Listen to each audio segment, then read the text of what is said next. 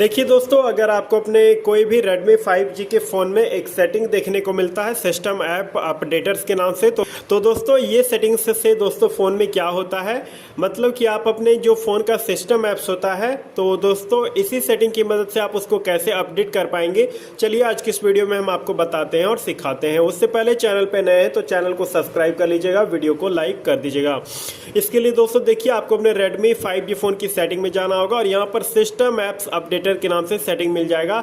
अब दोस्तों देखिए इस सेटिंग का मतलब क्या होता है। इस सेटिंग का मतलब ये होता है दोस्तों कि दोस्तों मोबाइल के जो भी ऑफिशियल ऐप्स इसमें दोस्तों पहले से इंस्टॉल होते हैं, तो अगर दोस्तों उन ऐप्स में कोई भी अपडेट जब आता है तो दोस्तों यहाँ पर आपको बता दिया जाता है कि आपके उन सारे ऐप्स में अपडेट आ चुका है। जैसे यहाँ पर आप देख सकते हैं दोस्तों, मेरे 22 जो है दोस्तों फ़ोन के मतलब कि दोस्तों सिस्टम के ऐप में अपडेट आ चुके हैं, तो यहाँ पर 22 शो कर रहा है। अब देखिए दोस्तों, फ़ोन का ऐप अपडेट करने के लिए यहाँ पर आपको क्लिक करना है और जैसे ही आप यहाँ व्यू ऑल अपडेट पर क्लिक करेंगे तो जितने भी ऐप्स में अपडेट आए हुए होंगे वो सारा ऐप्स यहाँ पर देखने को मिल जाएगा।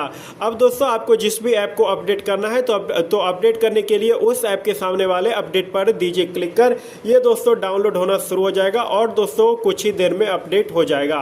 तो अब आप देख सकते हैं वो दोस्तों अपडेट हो चुका है। तो दोस्तों इसी तरीके से आपको जिस भी सिस्टम के ऐप्स को अपडेट करना है तो उसके साइड में अपडेट वाला ऑप्शन पर क्लिक करके उसको दोस्तों अपडेट जो है आप यहां से कर सकते हैं और फिर आपका वो ऐप अपडेट हो जाएगा और बिल्कुल एक दोस्तों नए तरीके से रिफ्रेश होकर फिर आप उस ऐप को यूज कर पाएंगे।